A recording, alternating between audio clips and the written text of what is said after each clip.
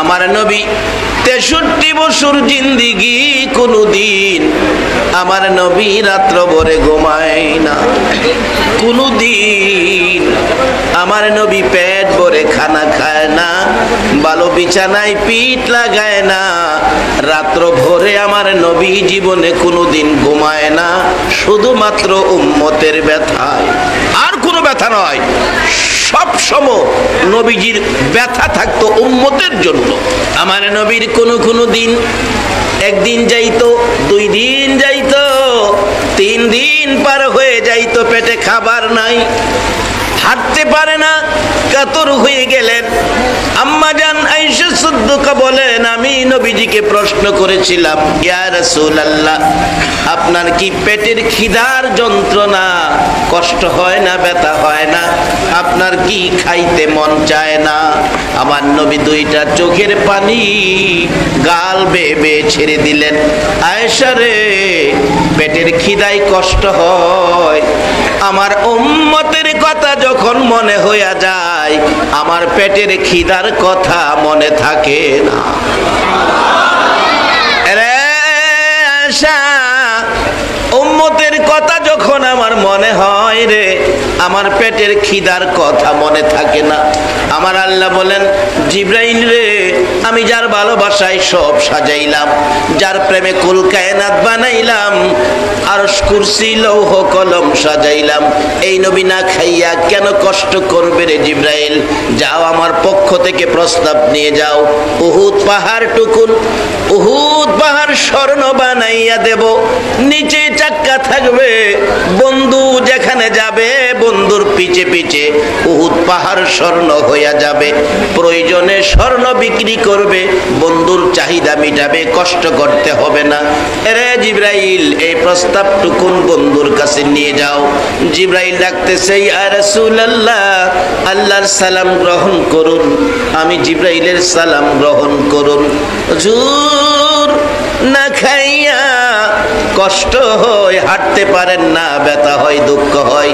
হুজুর, আমার আল্লাহ প্রস্তাব পাঠাইছে, উহুদ পাহাড় স্বর্ণ বানাইয়া দেবে, নিচে চাক্কা থাকবে, আপনি নবী যেখানে যাবেন উহুদ পাহাড় পিছে পিছে সেখানে যাবে, প্রয়োজনে স্বর্ণ বিক্রি করে চাহিদা মিটাবেন, আর কষ্ট করতে হবে না গো নবী। এই প্রস্তাব শুনে আমার নবী 2টা চোখের পানি জামা ভিজতেছে। রে জিবরাইল, এত সুন্দর প্রস্তাব তুমি আমার জন্য নিয়ে আসছো, উহুদ পাহাড় স্বর্ণ হবে, আমি নবী বলে, আমি বন্ধু বলে, আমি দুস্থ বলে, আমি হাবিব বলে আমার পিছে পিছে স্বর্ণের পাহাড় ঘুরবে।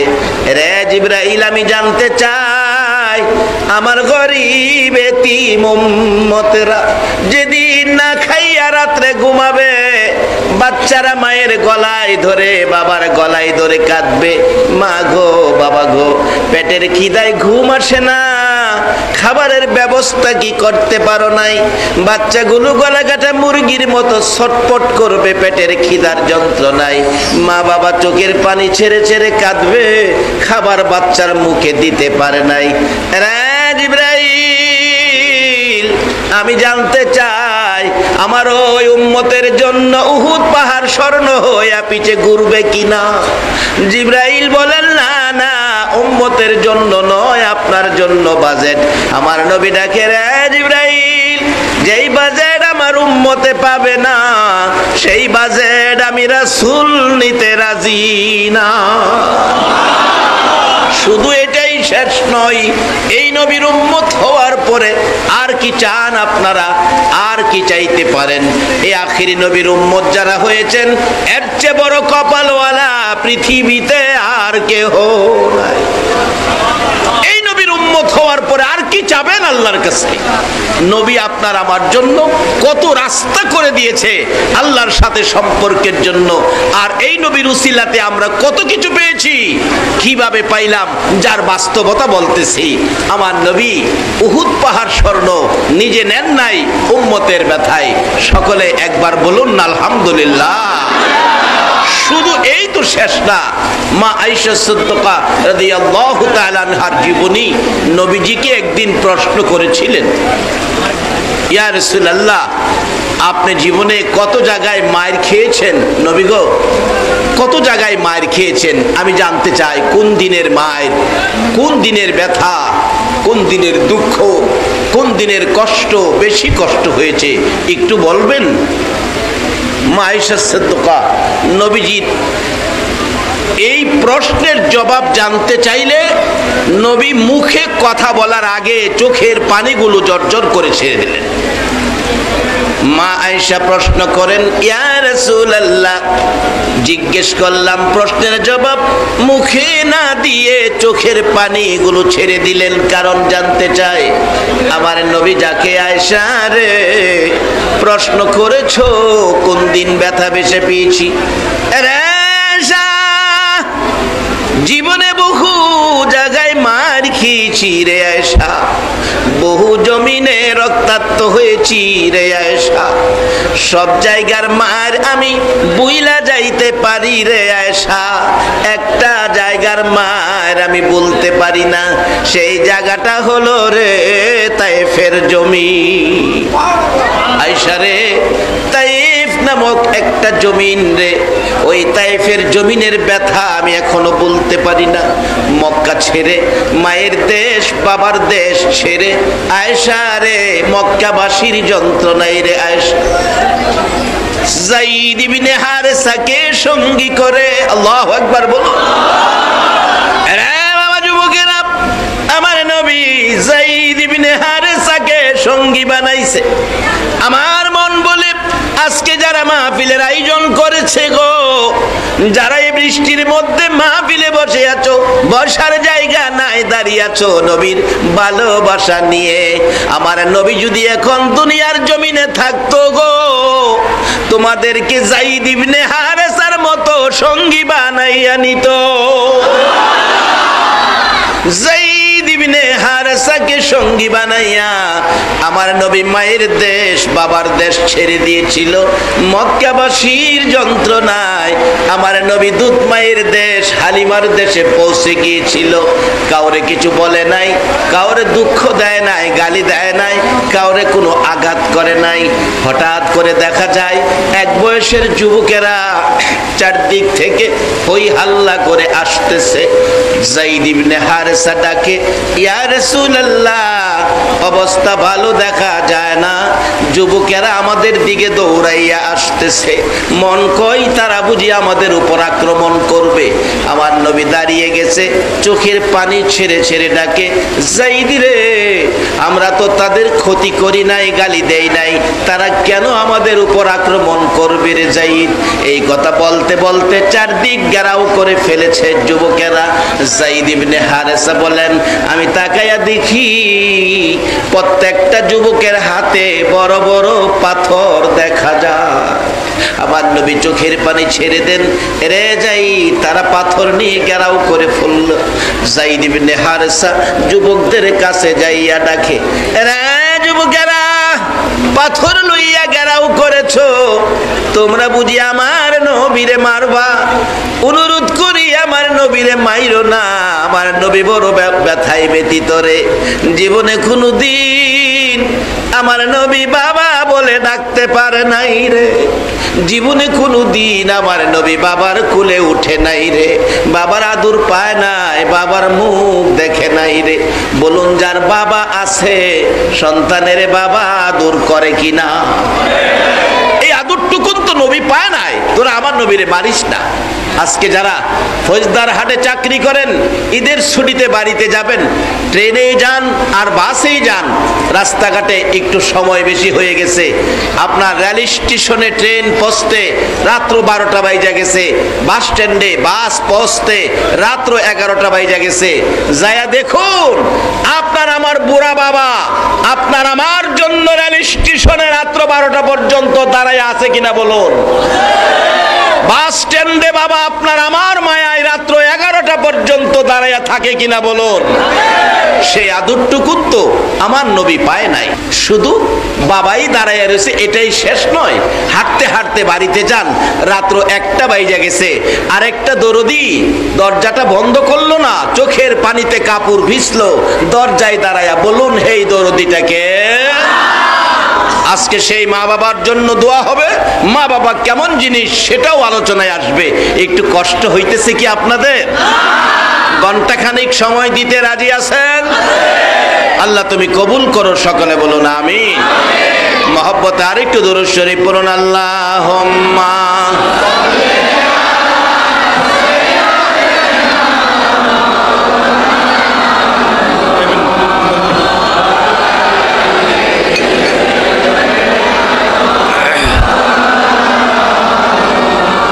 আপন আপন করো রে মন, কে আছে তোর আপনা, উম্মতের দরদি নবী শুয়ে আছেন মদিনা।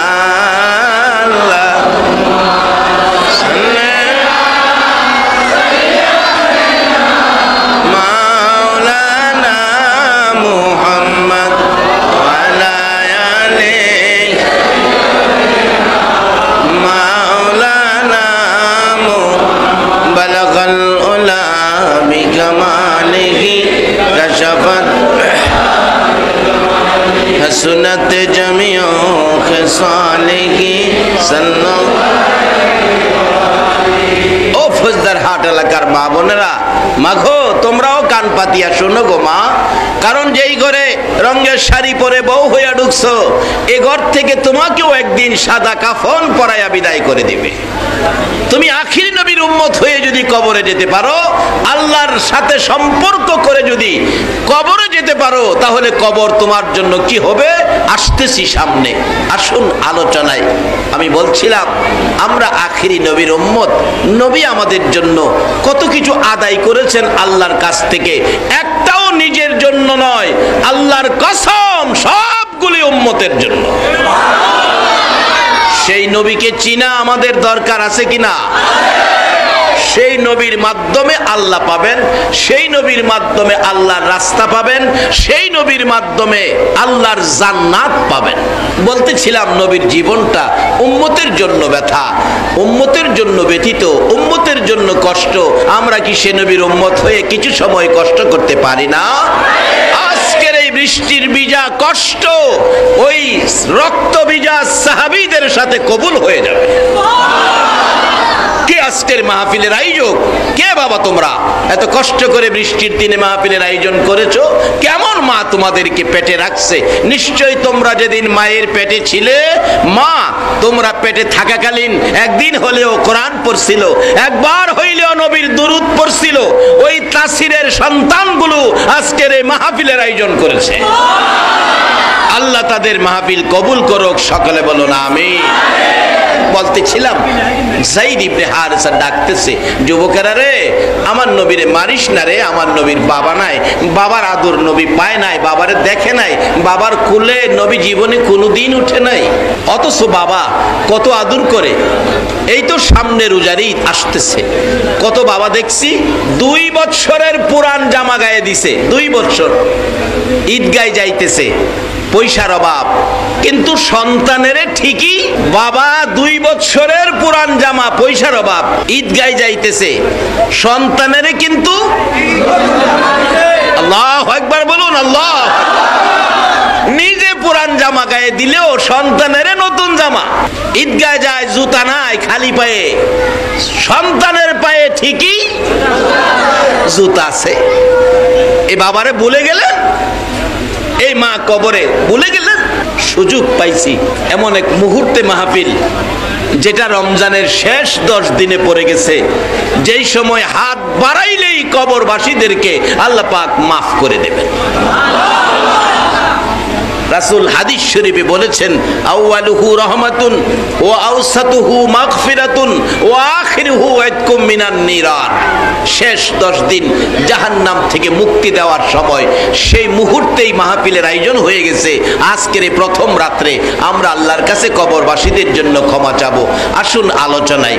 বলতেছিলাম আমার নবী এত কষ্ট যায়েদ ইবনে হারেসা বুঝাইতে চাইতেছেন, এরে যুবকেরা মারিস না রে, নবীর বাবা নাই, বেশি দিন মরবো রে, মা মা ডাকা সুযোগ নবী পায় নাই। অল্প দিন মার কাছে ছিল, মাকে দেখেও নবীর কলিজা ঠান্ডা হয় নাই। যায়েদ ইবনে হারেসা বলেন, এই বলে দেখি যুবকেরা কোনো কথাই শোনে না, কোনো অনুরোধ শোনে না। তারা চারদিক ঘেরাও করে নবীর পাশাপাশি এসে গেছে, হাতের মধ্যে বড় বড় পাথর। রাসূল ডাকতেছে, আয়েশা রে, আমি দেখছি যায়েদ ইবনে হারেসা যুবকদের পাশে যাইয়া, যুবকদের কাছে যাইয়া অনুরোধ করতেছে, ও যুবকেরা, মারিস না আমার নবীরে, মারিস না। কোন সময় দেখেছি যুবকদের হাতে ধরে ফেলেছে, আমার নবীরে মারিস না। আবার কোন যুবকের পায়ে পড়ে গেছে রে, রে যুবকেরা মারিস না রে, আমার নবীরে মারিস না রে। আয়েশা, হঠাৎ করে দেখি একটা যুবক পিছন থেকে ইশারা করে বলছে মারো। বলতে দেরি হয়েছে, চারদিক থেকে পাথর আসতে দেরি হয় নাই। কিছুক্ষণের মধ্যে আমার মাথা মোবারক ফাইটে গেছে, রক্ত মোবারক ঝরতেছে, আমার সারা শরীর ক্ষত বিক্ষত। আয়েশা রে, রক্ত মাখা হাত নিয়ে বলেছিলাম, যুবকেরা রে, আমার আর মারিস না রে, আমি সইতে পারি না, আমি কি অপরাধ করেছি। অবশেষে মা আয়েশা সিদ্দিকার প্রশ্নের জবাবে রাসূল বলছেন, আয়েশা, ওই দিন আমার গায়ের জামাটা সাদা ছিল রে, কিছুক্ষণের মধ্যে দেখি আমার গায়ের সাদা জামা আর সাদা নয়, লাল লাল হয়ে গেছে। আমি বেহুশ হয়ে পড়ে গেছি, তারপরেও তারা আমারে মারে। এইভাবে একবার নয়, দুইবার নয়, আমাকে তিনবার করে বেহুশ করেছে রে আয়েশা। ওই তায়েফের জমিনের মার আমি রাসূল বলতে পারি না। আম্মা জান আয়েশা সিদ্দিকা বলেন, ইয়া রাসূলুল্লাহ, এত মায়ের এত কষ্ট তায়েফের জমিনে পেয়েছেন আয়েশা রে, তারপরও তারা আমাকে রেহাই দেয় নাই। তিনবার করে বেহুশ করে আমাকে রেখে তারা চলে গেলে যায়েদ ইবনে হারেসা আমাকে কুলে করে পাহাড়ের কিনারে নিয়ে বসাইলে আমার আল্লাহ সান্ত্বনা দিয়ে জিবরাইল পাঠাইলেন, জিবরাইল, আমার বন্ধুর কষ্ট আর আমি সহ্য করতে পারি না, বন্ধুর কানে খবর দাও। বন্ধু যদি অনুমতি দেয়, বন্ধুর গায়ে যারা হাত তুলেছে, বন্ধুকে যারা রক্তাক্ত করেছে, সাদা জামা লাল করেছে, বন্ধু অনুমতি দিলে তাদের বিচার হবে, তাদের দুনিয়ার থেকে বিদায় করে দেওয়া হবে। জিবরাইল আমার নবীর সামনে যাইয়া আমার নবীকে সান্ত্বনা দিতেছিলেন, ইয়া রাসূলুল্লাহ, আপনার গায়ে যারা হাত তুলেছে প্রতিশোধ নেব, বিচার করব, অনুমতি দেন, অনুমতি চাই। আমার নবী ছোট্ট ছোট্ট সুরে ডাকে, জিবরাইল রে, অনুমতি চাস, বিচার করবে। রে জিবরাইল, আমি নবী বিচারের নয়, প্রতিশোধের নবী নয়। তারা আমাকে চিনে না বলে আমারে মারছে রে, এই মাইরের বিনিময় আমি চাই না রে জিবরাইল। অনুমতি যখন পেয়েছি, আমার কথাটুকুন শোনো রে জিবরাইল। আমার এই জামাটা সাদা ছিল রে, রক্তে লাল হয়ে গেছে। এই লাল জামাটা আমার প্রভুর দরবারে জমা রাখতে চাই। হাসরের জমিন যেদিন কায়েম হবে রে, আদা তুফরে সূর্য নেমে আসবে রে জিবরাইল। আমার উম্মতেরা নবী কই, নবী কই বলে চিৎকার মারবে। ওই দিন দুনিয়ার বিচার আমি চাই না, এই রক্ত মাখা জামাটা লইয়া প্রভুর দরবারে যাব। এই রক্ত মাখা লাল জামার বিনিময় আমার আল্লাহ যেন আমার উম্মতের মাফ করে দেয়। আরে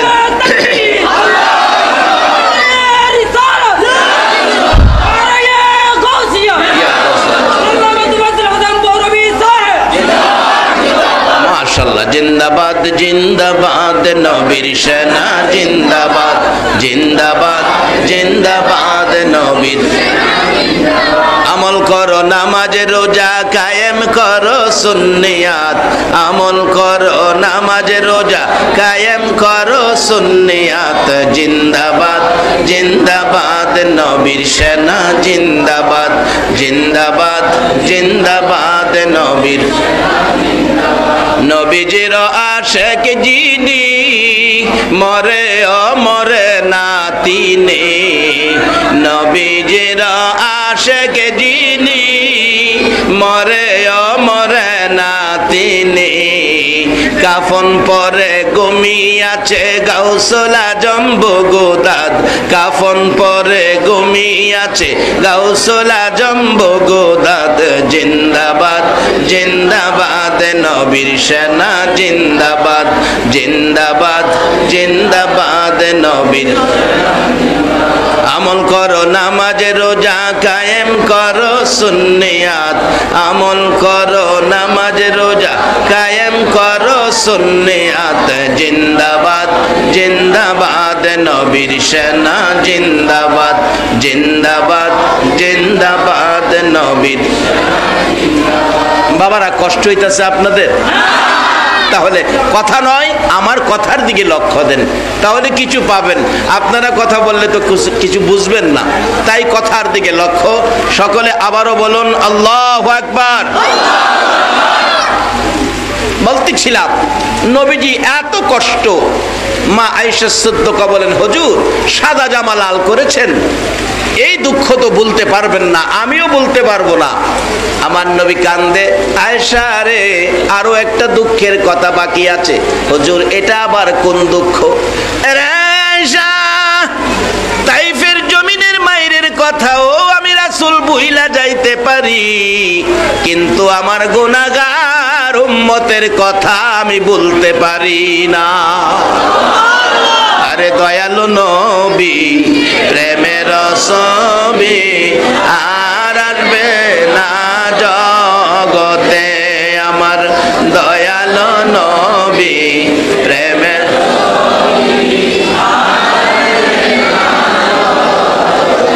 হাসর দিনে উম্মত বিনে হাসর দিনে উম্মত বিনে যাবে না নবীজি বেহেশতে, দয়ালু নবী প্রেমের ছবি আর আসবে না জগতে, আমার দয়ালু নবী প্রেমে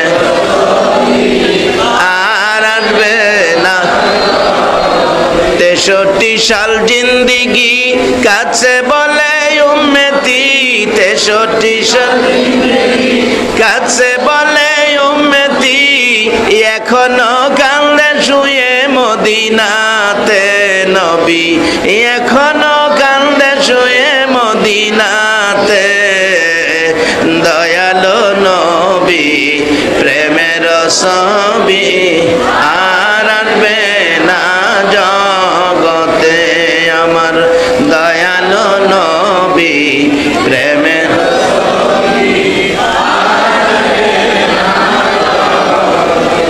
যেই নবী দুনিয়াতে আসাতে আল্লাহ পাওয়ার নেট পাইলাম, আমি কি কথাটা বোঝাইতে পারতেছি? আল্লাহ পাওয়ার নেট পাইলাম, মাহে রমজান পাইলাম, জান্নাতের দরজা খোলা পাইলাম। এই নবীকে চিনা বলুন আমাদের দরকার আছে কিনা? এই নবী যদি না হইতো এর কোনো কিছুই। প্রশ্ন আসবে হুজুর নবীরে কেমনে চিনতাম? নবী তো আমাদের কাছে নাই। আসলে নবী আমাদের কাছে না থাকলেও আবার নবী আমাদের কাছে। এই যে মাথায় টুপি দিছেন, টুপিটা কার সুন্নত বলুন? এই তো নবী এখানে, এই তো রাসূল বলতেন সাহাবীরা তোমরা কি কেউ পারবি আমারে সারাদিন মাথায় রাখতে? সাহাবীরা বলতেন ইয়া রাসূলুল্লাহ আপনারে মাথায় রাখলে মানুষ হাসবে না? রাসূল বলেন মানুষ হাসুক, তবু আমাকে খুশি করার জন্য আমাকে সারাদিন মাথায় রাখবে। তোমরা কে কে আসো? সাহাবীরা হাত তুলছে, হুজুর আমরা সকলে আপনারে মাথায় রাখবো। হুজুর সিস্টেমটা কিভাবে রাখবো দেখাইয়া দেন।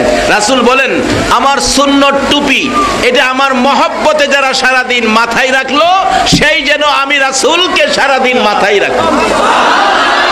তাইলে রাসূল আমাদের কাছে আছে কিনা বলো? যার বাস্তব হলো নবীর সুন্নত। এই নবীকে যদি চিনেন আর এই নবীকে যদি ঘরে নেন, এই নবীর আদর্শ যদি ধরতে পারেন, তাহলে কি পরিমাণ আল্লাহর সাথে সম্পর্ক হইতে পারে যার বাস্তব। একজন মহিলার জীবনী থেকে আনি, আমার নবী যখন যুবক মক্কা নগরীতে, সারা মক্কায় নবীজির গুণ গরিমা ছড়ে গেল। মোহাম্মদ নামে একটা যুবক মক্কা নগরে, এত সুনাম, এত ভালো চরিত্র, স্বভাব, আখলাক, কথাবার্তা, চালচলন। নাকি আমার নবীর মধ্যে কোনো বেজাল ছিল? বাঙালি জবাব দাও, বেজাল ছিল? কিন্তু সেই নবীর উম্মতের চরিত্রে কিছু বেজাল, সেটা দূর করার জন্যই তো আজকের মাহফিল। এখান থেকে আমরা আদর্শ নেব, রাস্তা নেব। নবীর চরিত্রে কোনো রকমের কোনো ভেজাল, এই গুণ গরিমা সারা মক্কায় ছড়ে গেলে প্রথমত এই নবীর আশেক হয়ে প্রস্তাব করলেন মা খাদিজাতুল কুবরা, একজন মহিলা, ধনাঢ্য ব্যক্তি ছিলেন, প্রচুর সম্পদ ছিলেন। উনি প্রস্তাব করলো, দেখো তো এত ভালো আচার আচরণ ছেলেটা, দেখো তো এই মোহাম্মদকে নিয়ে আমার ব্যবসায় চাকরি দেওয়া যায়, কারণ ভালো ছেলে হলে ব্যবসায় কোনো সমস্যা হবে না, ব্যবসার মালামাল ক্ষতি হবে না, টাকা পয়সা বেশ কম হবে না। একটু দেখো। প্রস্তাব পাঠাইলে নবীজির চাচা আবু তালিব নবীজিকে নিয়ে খাদিজার বাড়ির সামনে দাঁড়ায়া ডাকতেছে, খাদিজা বাড়িতে আছেন? হ আছি তো, বেরিয়ে আসেন, আমার ভাতিজাটা নিয়ে আইছি। খাদিজার জীবনী লেখে, খাদিজা ঘর থেকে বাইরিয়া দেখে বাড়ির সামনে যেন একটা পূর্ণিমার চাঁদ উদয় হইয়া রয়েছে। মা খাদিজা ডাকে, আবু তালিব এ কি তোমার ভাতিজা? হ। বলো কি? শুধু এই জায়গায় নয়, আমার নবীর কীর্তিকারণ ঘটনা আরো বহুত আগেই ঘটে গেছে। আল্লাহু আকবার বলুন। যেদিন আমার নবী মক্কার জমিনে তাশরীফ এনেছেন, নবীর বরকতে সমস্ত পৃথিবী নবীজির কদম মুবারক লাগার সাথে সাথে সমস্ত পৃথিবী মসজিদের মতো পবিত্র বলে ঘোষণা হয়ে গেছে।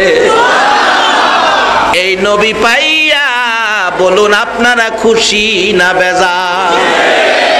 আর কি চাবেন? এর চেয়ে বড় বাজেট আল্লাহর কাছে নাই। দয়ার নবী, মায়ার নবী, 3 দিন পার হয়ে যায় আমেনার ঘরে, বাবা নাই রে, নবী এতিম। নবীজির আপন চাচা হযরতে আব্বাস রাদিয়াল্লাহু তাআলা আনহু বলেন, আমি 3 দিন পার হইয়া গেলে রাত্রের বেলা ভাতিজাকে দেখতে গেলাম, ঘরের দরজার পাশে যাইয়া দেখি ঘরের ভিতরে পূর্ণিমার চাঁদ যেন ঢুকাইয়া রাখছে। তখন বিদ্যুৎ ছিল না, জেনারেটর ছিল না, এত আলো এত ফর্সা কোত্থেকে আসলো? দরজার ফাঁকে দিয়ে আব্বাস বলেন, তাকিয়ে দেখি এটা বিদ্যুৎ জেনারেটর নয়, আকাশের চাঁদ নয়, এটা দিয়ে আমার ভাতিজা, আমার ভাতিজা, এত সুন্দর আমার ভাতিজা। আব্বাস 2টা চোখের পানি ছেড়ে ছেড়ে কান্দে, আব্দুল্লাহ রে, দেখা যা তোর কত সুন্দর সন্তান হয়েছে, যাকে একটা নজর দেখলে কলিজা ঠান্ডা হয়ে যা।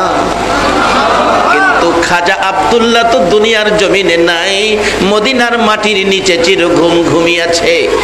আব্বাস বলেন, দেখি আমার ভাতিজার আরো কি দেখতে পাই।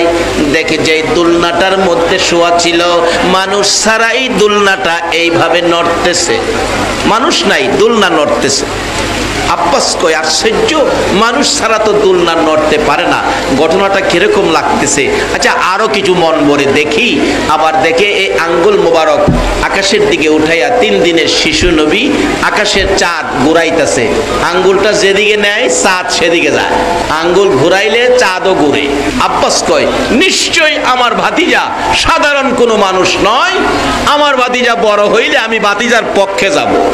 যেদিন আব্বাস কালিমা পড়ে মুসলমান হয়েছিলেন, প্রথম প্রশ্ন ছিল, ভাতিজা তুমি যে দোলনাটাই শুয়েছিলা, মানুষ ছাড়া দোলনাটা নড়তে ছিল, এটা তো হয় না, মানুষ তো লাগে ধাক্কা দিতে হয়।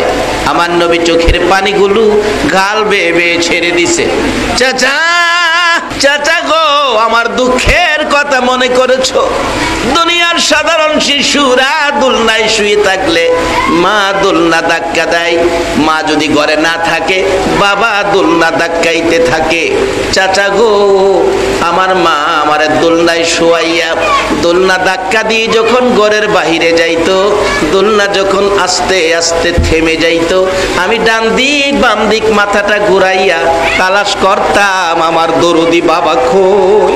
আমার বাবার ব্যথা অন্তরে আসার আগে আগে আমার আল্লাহ রহমতের ফেরেশতা দিয়া দোলনা দুলাইতো।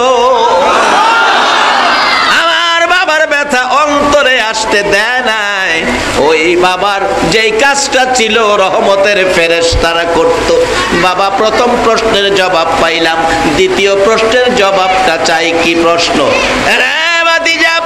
আমি দেখেছি আঙ্গুলের ইশারায় আকাশের চাঁদ ঘুরাইছো।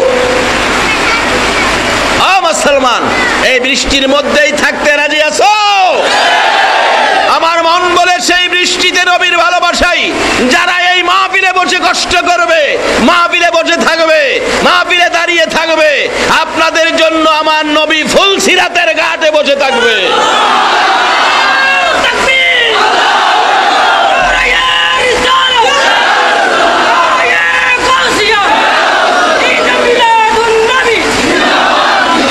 আল্লাহুম্মা সাল্লি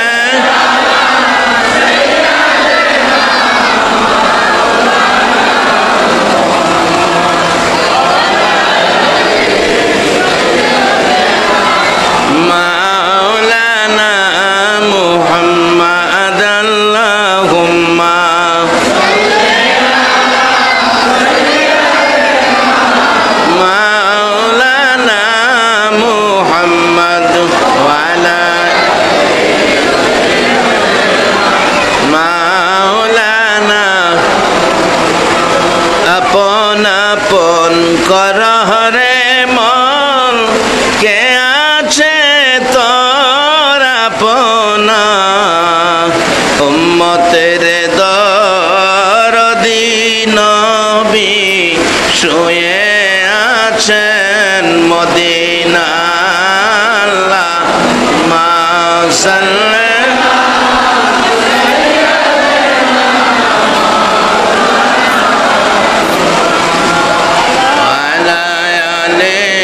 سيدنا ما بلغ العلا بكماله كشف الدجى بجماله حسنت جميع خصاله صلوا নবীর চাচা হযরত আব্বাস বলেন, হ্যাঁ বাবা, দ্বিতীয় প্রশ্ন বাকি রয়ে গেছে। কি প্রশ্ন? আমি দেখেছি আকাশের পূর্ণিমার চাঁদ আঙ্গুলের ইশারায় ঘুরাইছো। পৃথিবীর কেউ পারে নাই, আর কেউ পারবেও না। কিভাবে তুমি এই কাজটা করেছো আমি জানতে চাই। আমার নবী ডাকে, চাচা গো, আমার দুঃখের কথাগুলো মনে করে দিয়েছো। ও চাচা, দুনিয়ার জমিনে সাধারণ শিশুরা জন্মগ্রহণ করার পর মা আদর করে, বাবা আদর করে গো চাচা। বাজার থেকে বাবা ফুল কিনে আনে বাচ্চার জন্য। বাচ্চা যে বিছানায় শুয়ে থাকে ওই বিছানার উপর ফুলটা ঝুলাইয়া রাখে। বাচ্চারা ফুল দেখে ফুলের সাথে খেলে। একটু বড় হইলে ও আ শব্দ করে, আর একটু বড় হইলে হাত নাড়াইয়া ফুল ধরে খেলতে চায়। চাচা, মক্কার জমিনে এমন একটা ফুল কিনার মতো আমার কেউ ছিল না। আমি নবী যখন ফুল নিয়ে খেলার ইচ্ছা করতাম গো চাচা, আমার আল্লাহ আকাশের পূর্ণিমার চাঁদ আমার জন্য ফুল বানাইয়া ঝুলাইয়া রাখতো। এত ভালোবাসতেন যেই নবীকে, সেই নবী তো আজকে আমাদের নবী, আমরা সেই নবীর উম্মত। আমাদের জন্য কত কিছু বাজেট করেছেন নবীর উসিলাতে। সেই বাজেটগুলি কিভাবে নেব আসতেছি সামনে। আসলে বৃষ্টিটা বেশি হইতেছে, বসার জায়গা পাইতেছে না, পানি। দোয়া করে দেব না?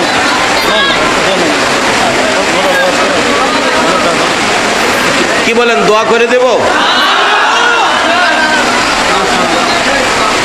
এই বৃষ্টিতেই ওয়াজ শুনবেন? আল্লাহ, এই বৃষ্টিতে ওয়াজ শোনার মুহূর্তটা, এই বরকতময় রমজানের এই সময়ে আল্লাহ তুমি নাজাতের ফায়সালা করে দিও। হাসরের ময়দানে যদি আর কিছুই আমাদের পছন্দ না হয়, নবীর ভালোবাসার বৃষ্টি ভিজা মাহফিলটাকে উসিলা করে আমাদের জন্য নাজাতের সাদা পোশাক পরায়া মসজিদের কোণার ওই চারপায়া খাটে শোয়া কবরে নিয়া শোয়া দিয়ে আসবে, আর কোনোদিন কেউ তোমার খবর নিবে না। বলুন এই দিন আমাদের প্রত্যেকের সামনে আছে কিনা? উদ্দেশ্যে তো রাসূল আমাদের একটু উপদেশ দিয়ে গেছেন। উপদেশটা কি? কাফা বিল মাউতি ওয়াইজান, একটা ওয়াজ যথেষ্ট, তুমি মৃত্যুর কথাটাকে স্মরণ করো। আচ্ছা বলুন, আমরা সকলেই একদিন মরতে হবে কিনা? তাতে কারো কোনো আপত্তি আছে? যেই হোক, আসুন আমরা নবীর কথা মাইনা কিছু রোজগার আজকে এই মাহফিল থেকে করে নেই। এবার আমার নবীর পরিচয় কিভাবে পাবেন, পরিচয় কিভাবে নেবেন, মা খাদিজাতুল কুবরা রাদিয়াল্লাহু তাআলা আনহার জীবনী বলেন, আমি ঘর থেকে বেরিয়ে দেখি আকাশের পূর্ণিমার চাঁদ যেন আমার ঘরের সামনে উদয় হয়ে রয়েছে। জিজ্ঞেস করলেন, ও আবু তালিব, এ কি তোমার ভাতিজা? তোমার ভাতিজা? যা শুনছি সব চেহারার মধ্যে আছে। আমি তোমার ভাতিজাকে ছাড়বো না, আমি চিনা ফেলাইছি। মা খাদিজা চিনা ফেলাইছে। আজকে যারা মাহফিলে বৃষ্টির মধ্যে বসে আছেন, আমার মন কয় আপনারাও চিনা ফেলাইছেন। এই নবীকে একদিন এই কষ্টের বিনিময় আল্লাহ যেন ঘুমের ঘরে স্বপ্নে দেখাইয়া দেয়। বলুন, নবীজিকে যদি একদিন স্বপ্নেও ঘুমের ঘরে দেখা যায়, জাহান্নামের আগুন কি হবে? আওয়াজ করে বলুন, কি হবে? একদিন যদি কেউ স্বপ্নেও দেখেন জাহান্নামের আগুন চিরতরে হারাম।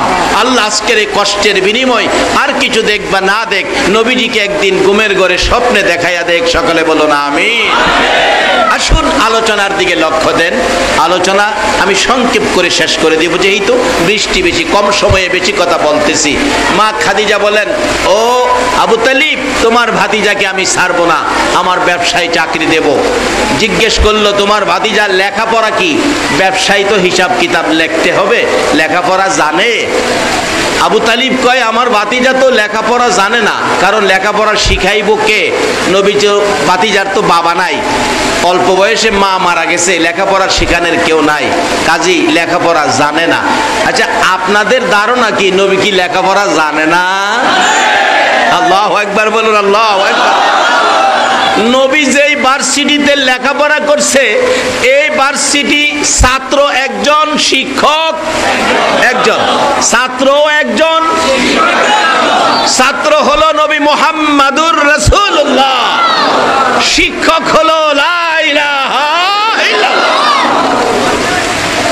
যেই ভার্সিটিটা মক্কাতে, যার নাম জাবালে নূর, যে ভার্সিটির নাম জাবালে নূর, ওই ভার্সিটিতে ভর্তি হওয়ার কোচিং সেন্টার পৃথিবীতে নাই। একজনই ছাত্র, একজনই শিক্ষক। ক্লাস চলছে 27 বছর। কয় বছর? ক্লাস, এটাই ফার্স্ট, এটাই লাস্ট। এই ক্লাসের শিক্ষা এটাই ফার্স্ট, এটাই লাস্ট। 27 বছর বলতেছিলাম। তাদের ধারণায় নবী লেখাপড়া জানে না, আপনাদের ধারণা কি? যেই হোক, খাদিজা বলে, আবু তালিব লেখাপড়া লাগবে না, একটা চাকরি আছে লেখাপড়া ছাড়াই করতে পারবে। সেই চাকরিটা হলো রাখাল, মরুভূমিতে বেড়া বকরি দুমবারে ঘাস পানি খাওয়াইবো, লেখাপড়া লাগবে না। আবু তালিব বারবার ভাতিজার দিকে চায়, আমার ভাতিজাটা এতিম, বাবা নাই মা নাই বলে আমি চাচা হইয়া এই মরুভূমিতে এমন একটা কষ্টের চাকরি ভাতিজারে দিতে পারি না। আমার নবী বারবার বলে, চাচা আমি পারবো, আপনি অনুমতি দেন। চাচা আপনি অনুমতি দেন, আমি পারবো। চাচার অনুমতি চায়। নবী কি শিক্ষা দিল? ও যুবক, লক্ষ্য দাও কথার দিকে। নবীর আদর্শ কত সুন্দর। চাচার অনুমতি ছাড়া চাকরি করবে না, চাচার অনুমতি চায়। আর বর্তমান সময়ে কিন্তু বাপের অনুমতিও। মা খাদিজা কয়, ও আবু তালিব লেখাপড়া লাগতো না, আমি চিন্তা লাইছি। সকলের ভাগ্যে হয় না বাবা, সকলের ভাগ্যে হয় না। কত মানুষ বাসায় ঘুমায় রয়েছে কিন্তু মাহফিলে আসার সুযোগ পাইছে না। মা খাদিজা বলেন, মরুভূমিতে চাকরি, লেখাপড়া লাগে না। আবু তালিব কয়, খাদিজা আমি চাচা হইয়া ভাতিজার উপর এত বড় একটা জুলুম, মা নাই বাবা নাই বলে আমি করতে পারি না। চাচা করতে পারে না, ভাতিজা ডাহে, চাচা আমি পারবো তো, আমি পারবো, আপনি অনুমতি দেন। বাপের অনুমতি নেয় না। আর নবী কি শিক্ষা দিছে? চাচার অনুমতি। ওখানে তো বাপের অনুমতি নিব দূরের কথা, বিয়া শাদীটা করলে বাপ ফেরে আরো গড়তে কি করে। কিন্তু নবী রাসূলের শিক্ষা কি? চাচারকে পর্যন্ত গুরুত্ব দিতে হবে, চাচার সাথেও কোনো কাজে পরামর্শ করতে হবে। বাপ তো আরো ঊর্ধ্বে। যার বাস্তব শুধু আমার নবীর জীবনী না, হযরত ইব্রাহিম আলাইহিস সালামের জীবনী খুলুন। ইব্রাহিম আলাইহিস সালাম সিরিয়া থাকে, ইসমাইল আলাইহিস সালাম মক্কায় বিয়ে করছে, বিয়ে করে চিঠি লিখছে, বাবা বিয়ে করছি, বউ দেখা যাও। ইব্রাহিম আলাইহিস সালাম ঘোড়া চালায়া, বুড়া মানুষ মক্কায় পৌঁছে ঘরের দরজায় ডাকতেছে, ইসমাইল বাড়িতে আছো? ইসমাইল ছেলের বাড়িতে বাবা আইছে, কত আনন্দের কথা। ও ইসমাইল বাড়িতে আছো? দরজা খুলো। ঘরের ভিতর থেকে ছেলের বউ ডাকে, কে তুমি এত বড় দুঃসাহস আমার স্বামীরে নাম লইয়া ডাহো? ইব্রাহিম আলাইহিস সালাম কয় কি রে, আমার ভুলারে আমি রাহি দুঃসাহস বলে? এটা তো গরম গরম দেখা যা। মাগো তোমার পরিচয়? আমি ইসমাইলের স্ত্রী। ইব্রাহিম আলাইহিস সালাম কয়, বাবা রে বাবা, স্ত্রী বলে? ইসমাইল কই? বাড়িতে নাই। আইবো এখন? কইতারি না। মা আমি তো বুড়া মানুষ, বহু দূর থেকে আইছি, দরজাটা খোলো, আমি ক্লান্ত হয়ে গেছি, আমি একটু ঘরে বসি, একটু রেস্ট করি, নাস্তা পানি খায়। ঘরের স্ত্রী জবাব দেয়, দরজা খোলা যাবে না। ইব্রাহিম আলাইহিস সালাম কষ্ট পাইছে ছেলের বউয়ের এই ব্যবহার। ঘরের বাহির থেকে কয়, বৌমা ইসমাইল আসলে বইল, বহু দূর থেকে একজন বুড়া মুসাফির আসছিল, বড় কষ্ট পাইয়া গেছে। ইসমাইল রে কইও চৌকাটটা বদলায় লাইতো। বাবার নির্দেশ, চৌকাট বদলাইতো। আর ওখানে স্ত্রীর নির্দেশে বাবারে বাইর করে দেয়। জানি ওয়াজ করলে রাগ হইবেন, আগামীতে দাওয়াত দিতেন না, এই তৈব না দেন নাই, রোগ দূর করে এলাম ওয়াজগা। হ্যাঁ তুমি জানো বাবা মাই তোমার জান্নাত, বাবা মাই তোমার মসজিদ, বাবা মাই হবে তোমার মাদ্রাসা, বাবা মাই তোমার মক্কা, বাবা মাই হবে তোমার মদিনা। জোরে জোরে বলুন সুবহান। রমজান মাসে কিভাবে বরকত পাবেন? রমজানের প্রথমেই তো বাবা মার বাজেট আসতেছি সামনে। আপনাদের কষ্ট হইতেছে না তো? কষ্ট হইলেও তো ঘন্টা দুয়েক ওয়াজ করতে, প্রত্যেক দিন তো আর আসতে পারি না। ডাকতেছে, মামা ইসমাইল আসলে বইল ঘরের চৌকাটটা ভালো না, এটা যেন বদলায়। ইব্রাহিম চলে গেলে কিছুক্ষণের মধ্যে ইসমাইল বাড়ির গেটে আইসা ডাকতেছে, বিবি বার আমার বাড়িতে আজকে কোনো মেহমান আমার বাড়িতে আসছিল কিনা, আমার বাড়ির গেটে কোনো মুসাফির আসছিল কিনা। বিবি ঘরের ভিতর থেকে ডাকে, স্বামী হে তুমি বাহির থেকে চিল্লাও মেহমান মুসাফির আসছিল কিনা। তুমি কি জানো মেহমান মুসাফির আসছিল? কিভাবে বুঝতেছো? বাহিরে দাঁড়াইয়া ডাকতেছো।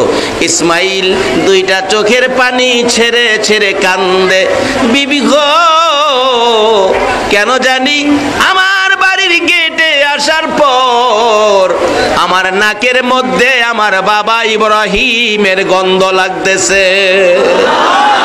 বিবি আমার বাবার গন্ধ নাকে লাগতেছে, আমার বাবার কণ্ঠের ইসমাইল ইসমাইল বলে ডাক আমার কানের মধ্যে ঢুকতেছে। বল কোন মুসাফির, কোন মেহমান আসছিল কিনা? বিবি বলেন আসছিল একজন বুড়া লোক, বহু দূর থেকে, বড় দুঃসাহস, দরজায় দাঁড়ায়া তোমার ইসমাইল ইসমাইল কইয়া ডাকে। একটা চিৎকার মারছে ইসমাইল আলাইহিস সালাম, ও বিবি ওই বুড়া লোকটা কই গো? ইসমাইল ইসমাইল বলে যে আমারে ডাকে গো, আমার বাবা ইব্রাহিম সারা কেউ না, আমার বাবা ইব্রাহিম সারা আমার ইসমাইল কইয়া কেউ ডাকবে না। বলে বুড়া লোকটা কোথায় চলে গেছে? বসতে দেশ নাই না, নাস্তা পানি খাওয়াস নাই না, ব্যবহার ভালো করস নাই না। লোকটা কিছু বলেছে? বলেছে ঘরের চৌকাট ভালো না, চৌকাট বদলাইতে। ইসমাইল আলাইহিস সালাম বাবারে খুশি করার জন্য বাবার কথা মানতে যাইয়া বাহির থেকেই বলতেছে, বিবি গো চৌকাটের কথা বলে নাই, তোর ব্যবহার ভালো না, বাবা ইঙ্গিত করে গেছে, যা যা বাবারে খুশি করার জন্য তোরে বের করে দিলাম। বাবারে খুশি করার জন্য স্ত্রী বের করে দিছে, আর ওখানে বাবা মারে বের করে দেয়। নবী রাসূলের শিক্ষা, নবী রাসূলগণের শিক্ষা। আবার বিয়ে করে চিঠি লিখছে, বাবা এবারে চৌকাটটা দেখা যান ভালো না মন্দ। ইব্রাহিম রওনা হলেন সিরিয়া থেকে মক্কায় আসবেন।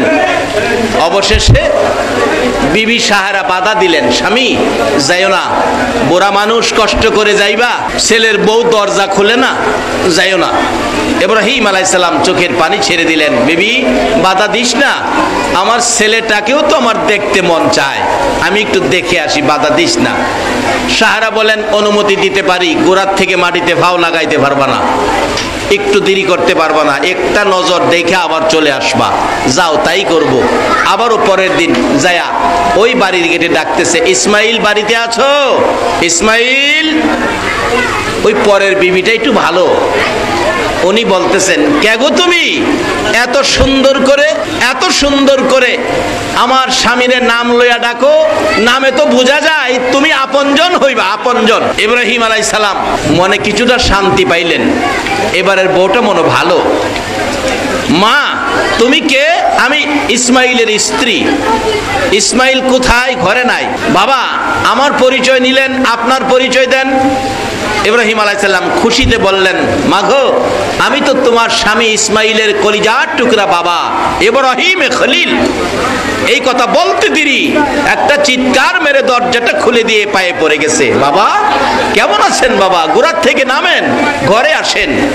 ইব্রাহিম খুশি, আর বৌমার দিকে তাকিয়ে বলতেছেন, বৌমা নামতে পারবো না গোড়ার থেকে, তোমার বড় শাশুড়ির নিষেধ, দেরি করতে পারবো না, চলে যেতে হবে। ডাকতেছে, ওই পরের বউ শ্বশুরের পায়ে পড়ে, শ্বশুর আব্বাজান নামেন, গোড়ার থেকে নামেন, আমি আপনাকে যেতে দিব না। প্রত্যেক দিন আমার স্বামী ইসমাইল ঘুমের ঘরে বসে বসে ইব্রাহিম ইব্রাহিম বলে কান্দে, বাবা বাবা বলে ডাকে, একটা নজর দেখার জন্য আমার স্বামী ইসমাইল পাগল পাগল হইয়াছে, ইসমাইলের সাথে দেখা না করে আপনাকে যেতে দিব না। গোড়ার থেকে নামেন। মাগো তোমার শাশুড়ির সাথে কথা দিয়ে আসছি, আমি তো মাটিতে পাও দিতে পারবো না। বৌমা ডাকতেছে, বাবা মাটিতে পাও দেওয়া নিষেধ, তাহলে আমি মাটিতে নামাবো না, আপনি একটু অপেক্ষা করেন। কিতাব লেখে, বড় একটা পাথর ধাক্কাইয়া ধাক্কাইয়া দরজার কিনারে নিয়ে বলছে, বাবা গো শাশুড়ি মা মাটিতে নামতে নিষেধ দিয়েছে, পাথরের মধ্যে তো নামতে নিষেধ দেয় নাই, পাথরের মধ্যে নামেন। নামেন। সুবহানাল্লাহ। এই যে বউ আছে, ওহান আরো গর্তে বাইর করে দেয়। মাগো তুমি যদি তোমার শ্বশুর শাশুড়িরে বাইর করে দাও, তাহলে তুমিও অপেক্ষায় থাকো, তোমারেও বাইর করবো, আইতাছে। এক বেটা কিছুদিন আগের ঘটনা, বাবারে হাত পাও বাইদা পিটাইছে, এখন তার ছেলে কয়, বাবা তুমি যে আমার দাদারে হাত পাও বাইদা পিটাইছো, আমি গেলাম দেখছি, আমিও গেলাম তোমারে পিটাম। আসলে হ্যাঁ ফানানি, ফানা হইছে না? বাবা আদর করেন মা বাবারে। মা বাবার চেহারার দিকে তাকাইলে একটা কবুল 7টা উমরা হজের নেকি পাওয়া যায়। এ রমজানের বরকত 3 কিসিমের ব্যক্তি পাবে না, 3 কিসিমের ব্যক্তি রমজানের বরকত পাবে না। এর মধ্যে একজন হলো যারা বুড়া মা বাবার খেদমত করে না। যাই হোক, লম্বা ঘটনা, আমি সংক্ষেপ করে আনছি, মেন আলোচনায় যাচ্ছি। এবার ইব্রাহিম আলাইহিস সালাম ঘরের ভিতরে পাথরে দাঁড়াইলেন, কিছু নাস্তা পানি খাওয়াইয়া বিদায় দিলেন, চলে গেলেন। ইব্রাহিম বলতেছে, বৌমা ইসমাইল আসলে বইল এবারে চৌকাট ভালো, এটা যেন জীবনে না বদলায়। ইব্রাহিম কিছুক্ষণ পরে চলে গেলে ইসমাইল তো আবারও এসে গেছেন বাড়ির গেটে। আইসা আগের মতো ডাকতেছে, বিবি বল আমার বাড়ির গেটে কোনো মুসাফির, কোনো বুড়া মানুষ আসছিল? বিবি বলেন, হ্যাঁ আসছিল তো। কই, কোথায় রাখছোস? কে সেই মুসাফিরটা? তুমি কিভাবে বুঝতেছো মুসাফির আসছিল? যে তোমার কাছে কেমন মনে হইতেছে, কে আসছিল বলো তো? ইসমাইল বলে, মন খয় আমার বাবা ইব্রাহিম খলিল আসছে। কিভাবে জানো? আমার কাছে বাবার চেহারাটা চোখের সামনে বেশি উঠতেছে। বিবি মাল কে আসছিল? বিবি জবাব দেন, স্বামী গো আসছিল গো বাবা ইব্রাহিম, ইব্রাহিম আসছিল গো। একটা চিৎকার মারছে ইসমাইল, কই রে আমার বাবা কই? দে আমি মন ভরে আগে বাবারে দেখি, 12টা বছর হইছে রে বাবারে দেখি না। আমার নবী বলেছে, উম্মতেরা রে, মা বাবার চেহারার দিকে যদি একটা বার মায়ার নজরে তাকাও, একটা কবুল 60টা উমরা হজের নেকি পায়া যাইবা।